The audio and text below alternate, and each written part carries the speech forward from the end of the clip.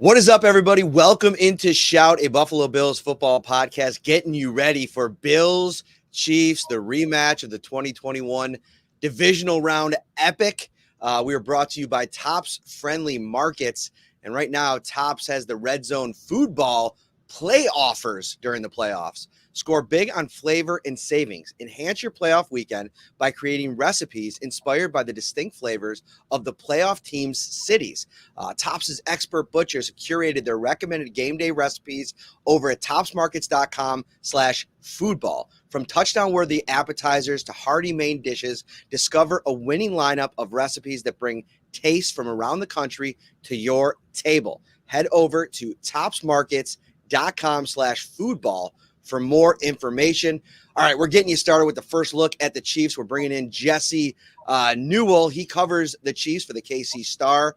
Thank you so much, Jesse. I appreciate you coming on short notice. We got a quick turnaround here. The Bills played on Monday. We're getting right after it. How are you, my friend?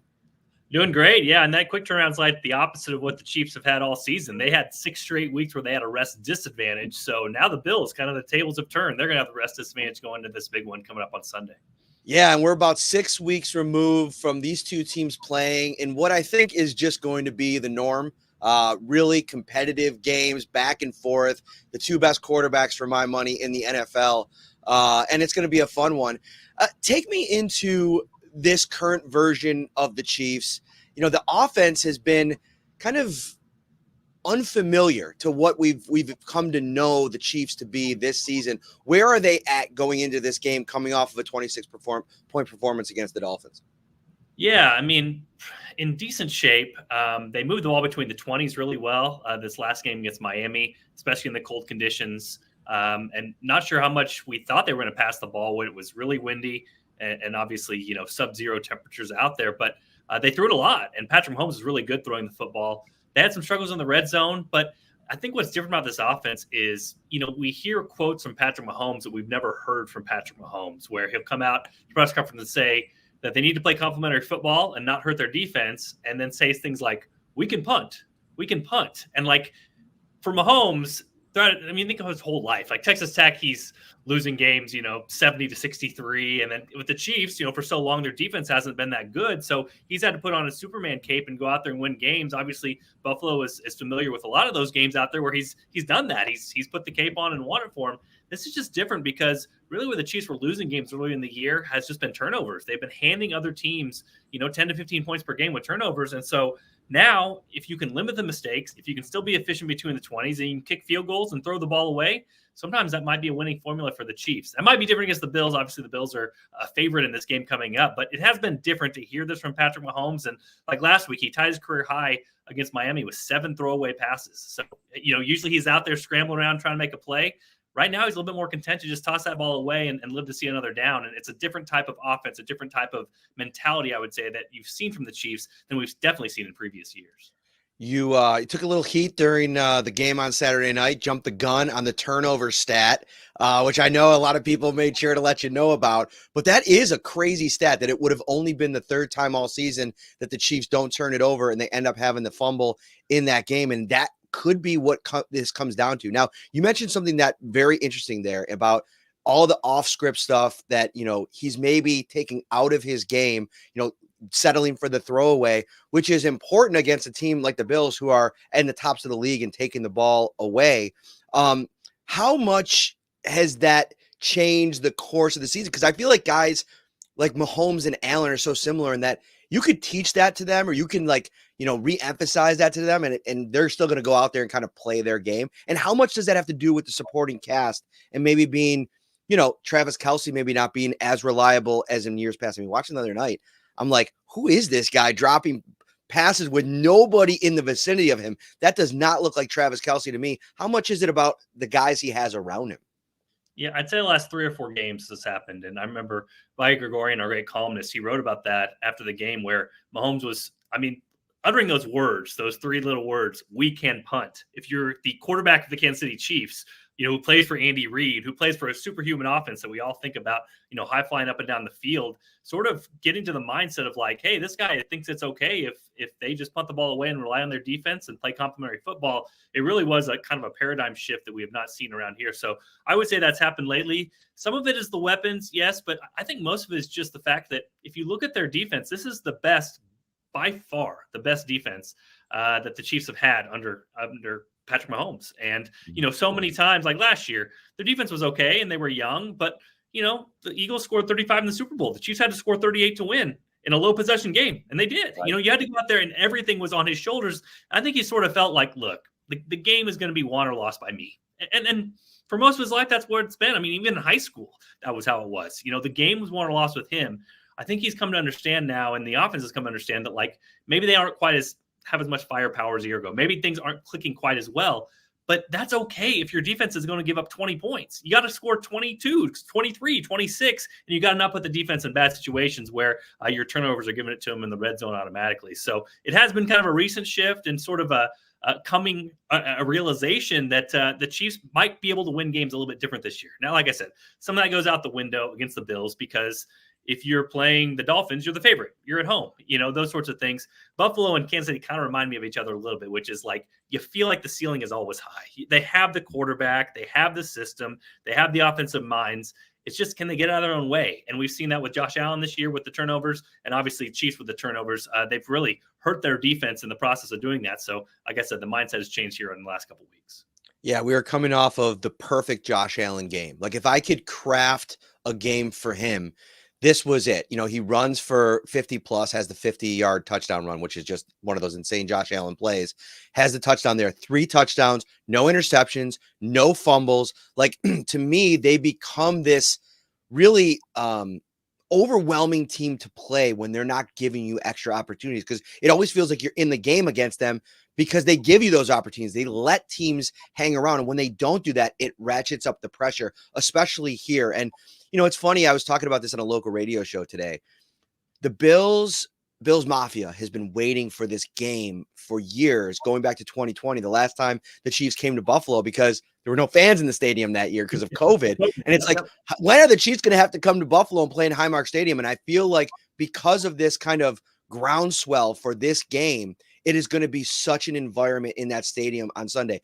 What have you heard, or what are the Chiefs saying about having to go on the road for the first time in Patrick Mahomes' career? Well, and I can give you a better answer coming up later this week, because Chiefs haven't done anything because they didn't want to have media before they knew who their opponent was, and obviously didn't know officially that the Bills were going to beat Pittsburgh. So we'll get more this week from them. But, it is going to be fascinating because it does feel like every year the Chiefs and Bills are playing at Arrowhead. It feels like Chiefs, Bills, Arrowhead, Chiefs, Bills, Arrowhead. There's some weird, like, I'm Mr. Numbers rational guy over here, but there are like some weird, kind of feeling type stuff with this game. Because for one, like you said, the Bills fans are ready for this game. They're ready to break through this barrier, which we know has been the Chiefs. You dominate a game or you win a game over the course of 59 minutes and 47 seconds and you don't win it. You want to get back. And this has been the big hurdle in front of them. We know that. And so there's that part of this. I'm also sort of reminded too of kind of when things don't go well at a home stadium early, and you have all that anticipation, sometimes that becomes kind of nervous energy, kind of what's going on here? Not as anticipated. And I do think there is something, if you look back a couple of years ago, especially last year, these two franchises kind of went in different directions. And the Chiefs traded Tyreek Hill and got a bunch of draft picks, kind of tried to rebuild themselves, and basically made a decision they're going to try the next 10 years to be in the playoffs with Patrick Mahomes. And if you just give yourself another shot, he's going to win 3 or 4 Super Bowls. That's kind of their game here. And that's kind of how this year's turned out. Like, they're not a perfect team, but they're the 3 seed. They've given themselves a chance. The Bills went out and got Von Miller. They went out and got, they kind of made some win now moves to be like, got to break through. And so the Chiefs kind of stole one last year. And the Bills, it seems like, whether it's creeping or not, the window is closing a little bit sooner, and that there's pressure to get this thing done now. So I do. It's going to be fascinating. I will say, I mean, all along, the Bills have seemed like the team, and you talked about with their ceiling. Chiefs fans kind of got frustrated throughout the year where it's like they always feel like someone's going to mess something up, whether it was Mhm. the offsides that you guys know all about. The offsides play that negates the amazing play from Travis Kelce latering it to Kadarius Toney, or whether it's been a penalty in the year, or whether it's been a legal procedure call, whatever the case. It's like they're going to screw up. At some point, they're going to screw up. But your point, Matt, which is like the Bills played last week, what if they don't screw up? Those things seem kind of fluky. Like, what if you play a game where you don't screw that up? And that's the ceiling. And so that's sort of where these two teams are at for me, which is like, yeah, it's not perfect. Yeah, you don't want to line up offsides. Yeah, there's been some discipline issues. Yeah, you don't want to turn it over. But like for 60 minutes, if you don't do those things, which are kind of fluky that we're talking about, are kind of fluky. If you don't do those things, whoever's playing you is in deep trouble. And that's kind of where we can see this game could be great. It could be great if both these teams are executing the way we saw them execute a week ago. It could be really high-level football and potentially the game of the playoffs, no matter how the Super Bowl turns out. This is great stuff. I got a couple more things I want to get into real quick before we do. Become a Shout Buffalo Bills insider by texting 716-528-6727. 2-week free trial, $3.99 a month. After that, the Shout text line is brought to you by Carrie C. Beyer, attorney with the law offices of Francis M. Litro, located at 237 Main Street in Buffalo, New York. If you or someone you know is seriously injured, give them a call, 716-852-1234, or check out litrolaw.com. All right, I want to get into this defense, but before we do, let me throw these three offensive weapons at you, and I want you to rank them in order of importance to the Chiefs' offense success for Patrick Mahomes. Travis Kelce, obviously. Rashee Rice, who has just been awesome to watch. I have him in my Dynasty League, and I'm all in on that stock. And then, of course, Isaiah Pacheco, who to me feels like this unbelievable wild card, because of his style, the way that he plays. To me, as good as the Bills were against the Steelers, against their run game, Najee Harris and Jaylen Warren, there's still some fear that a physical front, which the Chiefs have, and a physical runner like Pacheco could do some damage. How do things stack up with those three guys in order of importance to this Chiefs' success of this offense? Yeah, I guess let's go reverse order. So I would say Pacheco's still third. Now, what he brings to them is energy. I mean, this guy, like that weather game last week was just totally exactly what he wants. You know what I mean? He wants bad conditions. He wants to hit you physically. He wants to make you hurt. He wants to pop up afterwards and kind of laugh that you tried to hit him, all those sorts of things. And the Chiefs' interior three are really good at run blocking. So you're talking about Joe Thuney on the left side, left guard, Creed Humphrey, and then Trey Smith. Their problem comes at tackle, and their tackles really have struggled all year. In pass pro, some, but especially in run blocking. So a lot of times they'll block things really well. You can go back to a goal line carry they had last week at the 2-yard line. Everything's blocked up really well. Juwan Taylor, the right tackle, does not see a linebacker blitzing, doesn't get his down block, and this thing gets blown up in the backfield when otherwise it would have been a walk-in touchdown. That's kind of what they've been facing all year is you can't figure out which side to go to, and you can't figure out which consistency you're going to get from those guys. So I would limit Pacheco's effectiveness. He's a really good runner to turn a 4-yard gain into a 7-yard gain, to push the pile, turn 5 into 8, and to find the right lane. However, it's still an Andy Reid offense. He's going to throw more than he passes or throw more than he runs. Deservedly so. That's kind of what the math tells you to do. And so I think in a game like this, especially the run game, it's there. And maybe the Chiefs can break some things and get some things going if they can kind of scheme things up. But I would not put it at the top of the list. I'd still put second Rashee Rice. He had an amazing game last week, 8 catches, 130 yards, career night, all those sorts of things. It kind of made sense going in, though, because you figured, Jalen Ramsey probably match up on Travis Kelce, and there might be some hope for the secondary weapon for the Chiefs. He's been great for them the second half of the season, playing more and more and more and understanding more and more of the offense. But I still would put him second to Travis Kelce because there's the history. You know what I mean? And to your point, Travis Kelce dropping 3 passes in the first half, it's not something I expect to happen again. And him and Mahomes and their chemistry and their ESP, there's an early throw last week where he's supposed to kind of run a sail route to the outside, and he turns around and he sees the defenders on the outside, just stops. And sure enough, right as he stops in that vacancy, Mahomes has already dotted him with a pass, and the Chiefs get a big 20-yard play. So just based off of history, I'm still sticking with Travis Kelce. Did not have his best run blocking effort a week ago. I seem to be affected by the conditions some based off the drop passes too. But you still think Kelce, Mahomes, Andy Reid. And if you're a Buffalo Bills fan, I think the thing that concerns you most is no matter what the offense has done this year, those 3 pieces are still together and they're healthy at the right time. I guess Andy Reid's going to be healthy regardless if he gets his mustache unfrozen from last week. But those 3 going into the playoffs and kind of being the versions of themselves we've seen before is always a possibility. So I'd still put Kelce at the top of that list. I want to shift gears to this defense that you kind of previewed there at the beginning, and just the best version of a defense for Patrick Mahomes and Steve Spagnuolo. I mean, Sean McDermott, we talked to him on Zoom today, goes back to Philadelphia with him. All the respect in the world for what he's done over the years and the fits that at times they've given this Bills offense. What's this current version? Where's the strength? Take me through all three levels, and then is Chris Jones, has he been as effective? Have you seen any drop off? And are they using him any differently than they have in years past with the willingness to move him inside and out and all the different things they do with him? Yeah, so start with Chris Jones. He has not been quite as good this year as last year. Like last year, he was in the discussion for Defensive Player of the Year.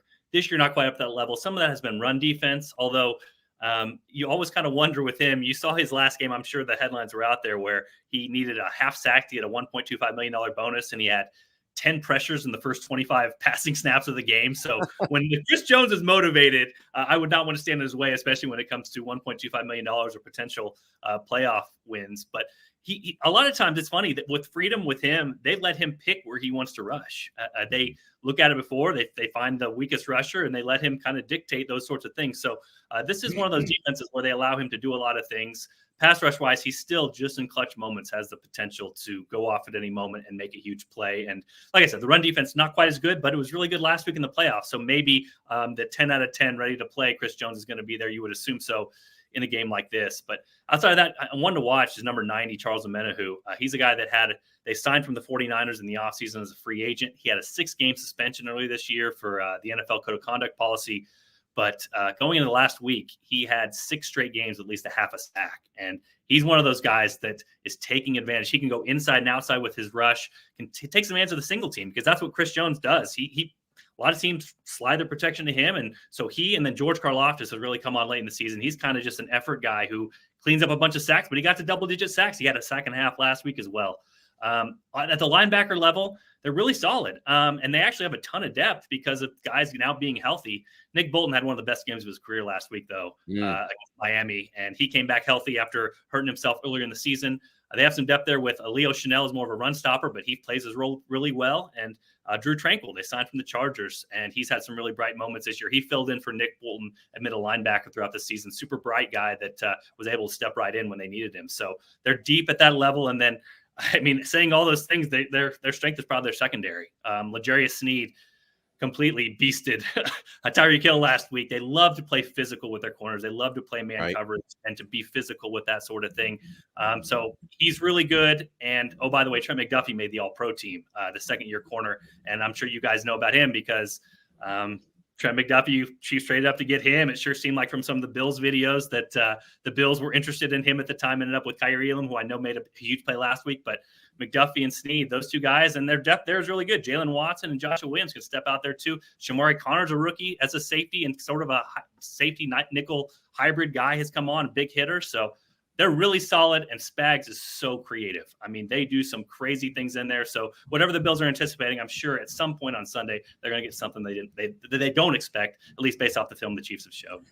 The Sneed matchup and whether or not he travels with Diggs or how often he's on Diggs is, to me, something to watch because, if you go back to the early years, I felt like Charvarius Ward, some of the other guys, even Sneed early on in his career, they did a really good job of taking Diggs out of the game at times because of how physical they were with him. Now, I think he's met that physicality over the years, and I feel like he's gotten some heat this year in terms of, he went, I think it's still since week 6 is his last 100-yard game. So it's been a challenging year, and he's obviously getting older.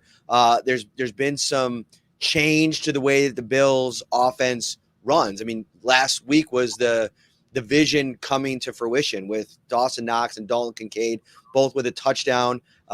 Finding a way to not necessarily lean on 12 personnel, but find a way to utilize those tight ends at different spots. I still think their best personnel package is 11. How have the Chiefs dealt with tight ends this season? Because to me, that's going to be one of the really important matchups, because Kincaid, to me, I think is the guy that can maybe get lost in the shuffle and maybe have an impact in this game if they take away Diggs. Yeah, the 12 thing is, I mean, that's what the Chiefs did last year. I'm sure, it's a copycat league. And so I'm sure that the Bills saw, hey, the Chiefs are facing all this all these people drop in coverage. So the Chiefs got in 12 personnel and started running the ball at people. And all of a sudden you sort of have an answer to that. I could definitely see Kincaid being part of that thing. And again, being a copycat league, I actually wrote about this after the Super Bowl that that return motion play that the Chiefs ran in the Super Bowl for 2 touchdowns, they stole that from the Bills. So I don't. Yeah, that's one of those things. I actually asked McDermott about that at the combine, and he had a little bit of a sly grin, sort of like, "Of course they did." You know what I mean? Thanks a lot. I didn't need to know that sort of thing. But back to tight ends, it's dependent on the week, really. But to your point, I was looking up Diggs' numbers real quick against the Chiefs. 4 catches, 24 yards on 11 targets, I think is what I saw in the first game. That's what L'Jarius Sneed, like, that's the challenge he loves. They've had him travel all year, be physical with those guys. Now, the one place you can get him is penalties. You know, he's the most penalized defensive player in the NFL. I think that probably more than anything kept him from being on some of these all-pro teams, these Pro Bowl teams. But he's not going to back down. And he plays with physicality, and he wants that challenge. So you're right. If he locks down Stephon Diggs, then they're going to have to look for other places, and the tight end position potentially could be that. But I fully expect the Chiefs will put that responsibility on L'Jarius Sneed in this game, and I fully expect him to play physical. Now, again, a road game at Buffalo in the playoffs, there might be some flags with that. There definitely could be, especially more compared to what you would get at Arrowhead. But that will be a matchup to watch. And if not, how do the Bills adjust to that? Can they get to 12 and run the football? Can they get to 12 and pass the football? That'll definitely be something to watch and see how the Chiefs sort of try to counteract that. The James Cook had himself a real game. Going back and looking at the numbers here, I still this week have to go back and watch that one just for the research purposes. And I think he'll be big in this game again if they can get him involved, because really they did a really good job on the rest of the Bills offense. I mean, Cook had the touchdown, Allen had a rushing touchdown, and of course it was that really low scoring game, which I think this could be again. Now, I think to your point earlier in the show, this could end up being a game where, you know, you kind of got to throw what's been happening out the window and just go backyard football, and you see them kind of go back and forth. And even a couple of years ago in that overtime game, the defense for the Chiefs did a great job on the Bills through like 3 quarters, and then they just kind of broke through, and then it's kind of like an avalanche for either of these offenses with these quarterbacks. So how do you feel like this thing's going to play out? You don't have to give a prediction or anything like that, but going on the road with the rest, uncharted territory, the season that they've had as the 3 seed now, how do you see it going? Yeah, I mean, again, I'm Mr. Stats numbers guy, and so I'm the guy that was going on radio in like week 9, week 10, and saying, I don't think if you're the Chiefs, you want to see the Bills ever here. And like when they played them in that head-to-head game, I remember leading my story was sort of like, this gives the Bills some life here. Like the Chiefs had a chance here. And I don't think it would have been to their season. Now, if you go back, if everything would have played out the way it did, I think the Chiefs and Bills actually would have played at Arrowhead last week. It would have been a 2-7 matchup. But yet it sort of felt mentally like the Bills were back in this thing after they beat the Chiefs. And that was the offside game where if it didn't happen, maybe things don't go this way. And it was sort of the one moment the Chiefs had to have kind of the future in their hands and make sure they didn't play the Bills. So, you know, honestly, all along, I think the Bills are the best team in the AFC. I thought that even they were pretty bad just because of what the numbers tell us. I thought that when the Chiefs, if they got to go to Buffalo, I figured the Buffalo would probably win, and the Buffalo would win. I mean, I covered college basketball forever, and it's sort of like, you know, Bill Self is the guy who can't make a Final Four, best coach to never make a Final Four, and then he makes one. You know what I mean? Oh, well, did everything change in one game? You know, it's, Tony Bennett can't win. You know, he loses the 16 seed. He can't win the tournament. And then the next year they win the national championship. So it's like, it feels like that with the Bills, right? I mean, it's like, oh my gosh, can they really beat the Chiefs? Can they advance in the playoffs? Can they make the Super Bowl? And then one year it's going to happen, right? And then we're going to be like, well, what was that narrative about? Like, they're just playing football, you know? Right. So I think the only thing that worries me for the Bills is what I talked about earlier. One is that there could be nerves involved with this because there's more riding on this for the Bills because of the mental block. They have not been mental hurdle, not been able to get over when they face the Chiefs in the playoffs. They've been great against them in the regular season, not good in the playoffs. Number 2, there's just a chance that Patrick Mahomes becomes Patrick Mahomes again. You know what I mean? In the course of the season and goes Superman like we've seen Josh Allen do, and that can make a very tough matchup. And then 3, I do think there's something to this rest advantage. I just do. The Chiefs were a beat-down team at the end of this year when 6 weeks in a row they faced teams that had more rest than them. I think it really stinks for the Bills. 2 things completely out of your control these last 2 years have really kind of screwed over what potentially could have happened with your playoff path. And so I think there's something to that, especially with some of the injuries I saw you write about in that game yesterday that the Bills had that might not be able to recover for the next game. I think there's something very real to that the Bills are going to have to overcome. So having said that, I'll have a prediction out later this week. I think it'll be a great game. I'm looking forward to it. I think it'll be the game of the playoffs. These two teams meeting up usually are the game of the playoffs. But like I said, if I'm going to pick the Chiefs, it's going to be because of that rest advantage. But all along, I kind of figured I was going to pick the Bills because if the Chiefs played at Buffalo, I figured that was the best team in the AFC. And so even if it's a coin flip type game, 2.5-point spread, you're probably going to pick the favorite. So I like the Bills' chances, even if history has not been on their side. Man, Jesse, this was absolutely terrific. And what's also terrific is the Topps mobile app. You can get it today. Download the Topps Markets mobile app on any platform and get the most out of your shopping experience. Check out all the amazing benefits you have at the palm of your hands by going to topsmarkets.com/mobile app for more information. Jesse, I want Bills fans to go to a reliable source for the week. I always do this at the beginning of game week so they can get one. Let them know where they can find your work, what you got coming on, anything you want them to know about. Yeah, just check out kansascity.com. And hopefully we'll have the deal pop up for you that you get like $1 for the week. We have those around this time of year, so we don't want to charge you too much, but it's always good if you click on the stories and it shows that you got a new subscriber from people out there. So like I said, we'll have actually 4 people going to Buffalo along with a photographer. And you probably saw him make the rounds on the internet. One of our photographers last week had the famous shot of Patrick Mahomes' helmet coming off. Oh, yes. With this, that's just the great work that we have going on. And so bringing 5 people to Buffalo to watch this game and see what transpires. So yeah, kansascity.com. And like I said, if you can't find a good link, find me on Twitter at Jesse Newell, and I'll try to find one for you that can get you $1 or $2 and get you the coverage for the week. Great stuff. That'll do it for this episode. We'll be back tomorrow, Wednesday, for the Staples Show, and then we're off. We'll have full coverage from Orchard Park, all 3 days of practice into Sunday at 6:30. Have a great weekend.